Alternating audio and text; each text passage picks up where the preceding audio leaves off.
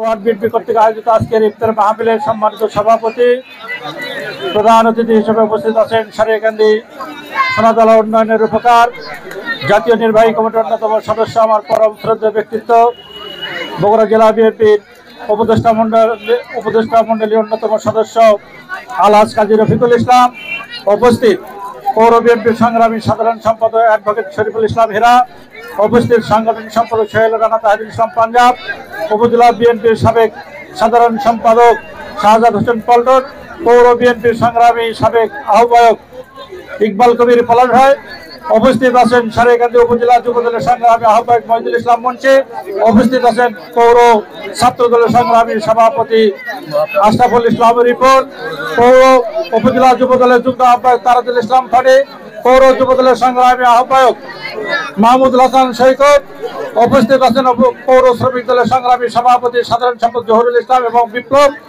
উপস্থিত উপজেলা কৃষক দলের সংগ্রামী আহ্বায়ক খাদেমুল ইসলাম খাদেম, উপস্থিত শ্রমিক বগুড়া জেলা যুবদলের অন্যতম নেতা উপস্থিত আছেন জেলা বিএনপির অন্যতম নেতা বগুড়া সারিয়াকান্দি উপজেলা বিএনপির সাবেক সভাপতি কাজী ইরফানুর রহমান রেড্ডু ভাই সহ উপস্থিত সংগ্রামী ৮ নম্বর ওয়ার্ডের সংগ্রামী নেতৃবৃন্দ। সবার প্রতি রইল বাংলাদেশ জাতীয়তাবাদী দল বিএনপি সারিয়াকান্দি পৌর শাখার পক্ষ থেকে রক্তিম অভিনন্দন এবং পবিত্র সালাম। আসসালামু আলাইকুম। আমাদের প্রিয় নেতা দীর্ঘ সময় আন্দোলন সংগ্রাম করার জন্য সুদূর লন্ডন থেকে আমাদেরকে যে বার্তাটি দিয়েছেন, সেই বার্তা দিয়ে আজকে আমরা বাংলাদেশ জাতীয়তাবাদী দল সুসংগঠিত হয়ে একটি ফ্যাসিবাদের বিরুদ্ধে আমরা লড়াই সংগ্রাম করে উত্তীর্ণ হয়েছি। তাই আগামী দিনে ভোটের রাজনীতি শুরু হবে, গণতন্ত্র পুনরুদ্ধারের রাজনীতি শুরু হবে। আমরা সাম্য মানবিক রাষ্ট্র গড়ে তুলব, তারেক রহমানের নেতৃত্বে সাম্য মানবিক রাষ্ট্র গঠন করব ৩১ দফা বাস্তবায়নের মাধ্যমে। তারুণ্যের যুগ, এই তারুণ্যকে আমরা ধরে রাখতে আমরা সবাই মিলে ঐক্য ধরে রাখবো ইনশাআল্লাহ। আজকে আমাদের বাংলাদেশকে বিভিন্ন মহল বিভিন্নভাবে ষড়যন্ত্র করে যাচ্ছে, কিন্তু আমরা সকল ষড়যন্ত্রের ঊর্ধ্বে আমাদের প্রিয় নেতা তারেক রহমান বারবার নির্দেশনামূলক বক্তব্য ইতিমধ্যেই দিয়েছেন, এখনো দিয়েই চলছেন। সেই দিকে আমাদের লক্ষ্য রাখতে হবে। আমাদের নেতা তারেক রহমান উনি কি বলছে এই বিষয়টি আমাদেরকে উপলব্ধি করতে হবে এবং সেই মোতাবেক আমাদের দল এবং আমাদেরকে পরিচালিত হতে হবে। বিএনপি এবং বাংলাদেশের বিরুদ্ধে অনেক ষড়যন্ত্র হচ্ছে, তাই আমরা 17 বছর আন্দোলন করেছি। আমাদেরকে আবারও আরেকটি আন্দোলনের মাধ্যমে আগামী জাতীয় সংসদ নির্বাচন পর্যন্ত আমাদেরকে আন্দোলন চালিয়ে যেতে হবে। তারেক রহমানের নির্দেশে পরিচালিত হবে, উনি নির্ধারণ করবেন এবং ওনার যেই মাঝে মধ্যে যে নির্দেশ আসছে সেই নির্দেশ বাস্তবায়ন করার দায়িত্ব আমরা সকল কর্মীরা একত্রে মিলে আমরা তার নির্দেশ বাস্তবায়ন করব। আমরা এই দীর্ঘ 17 বছর এই সারিয়াকান্দিকে ধারণ করে রেখেছি আমরা এই সারিয়াকান্দিকে আমরা ঐক্যবদ্ধ করে রাখতে চাই। আমরা এই 17 বছরে আওয়ামী লীগের জাতাকলে আমরা নিষ্পেষিত হয়ে গেছি। আমাদের ব্যবসা বাণিজ্য যারা করেছেন, আমরা যারা ব্যবসায়ী, আমাদের যারা ছোটখাটো যাই কিছু ব্যবসা বাণিজ্য থাক, সব ধ্বংস হয়ে গেছে সবার।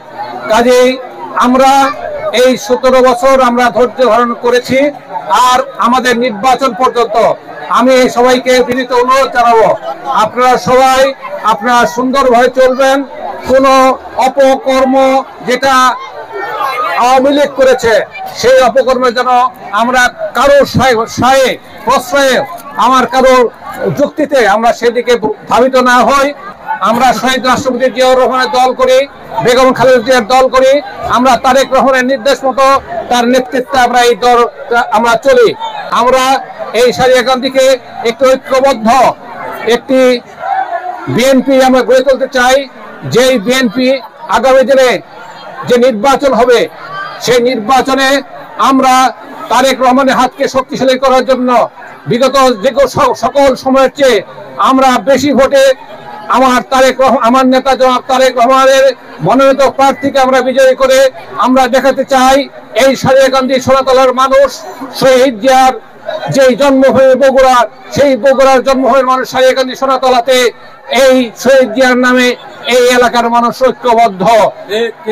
কাজেই আমরা আজকে ইফতার মুহূর্তে আমরা দোয়া করতে চাই আমাদের প্রিয় নেতা জনাব তারেক, ভারপ্রাপ্ত চেয়ারম্যান জনাব তারেক রহমানের জন্য।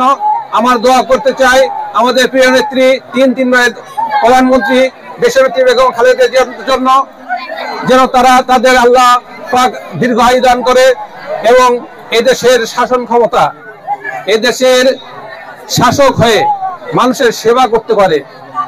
আমরা একজন জনপ্রিয় নেত্রী হিসেবে বেগম খালেদা জিয়া যেভাবে শাসন করেছেন তার ধারাবাহিকতায় আমরা চাই, আমরা মনে করি যে ইনশাআল্লাহ শহীদ জিয়ার যোগ্য উত্তরসূরি জনাব তারেক রহমান এই দেশের শাসক হিসেবে মানুষের সেবা করবে এবং জনপ্রিয়তার শীর্ষে নিজেকে জনপ্রিয়তার শীর্ষে রেখে সারা বিশ্বে শহীদ জিয়া যেভাবে এই বাংলাদেশকে সমুন্নত করেছিলেন, উচ্চ স্থানে নিয়ে গিয়েছিলেন, উচ্চ মানের স্তরে নিয়ে গিয়েছিলেন, আমার নেতা জনাব তারেক রহমান যে 31 দফা যেই কর্মসূচি প্রণয়ন করেছেন, এই 31 দফা কর্মসূচির মাধ্যমে রাষ্ট্র সংস্কার মেরামত এবং সকল ক্ষেত্রে বৈষম্যহীন একটি বাংলাদেশ গড়ার লক্ষ্যে, একটি উন্নত বাংলাদেশ গড়ার লক্ষ্যে, একটি গণতান্ত্রিক বাংলাদেশ গড়ার লক্ষ্যে, একটি বৈষম্যহীন বাংলাদেশ গড়ার লক্ষ্যে, একটি সামাজিক এবং সাম্য এবং মানবিক বাংলাদেশ গড়ার লক্ষ্যে তিনি কাজ করবেন।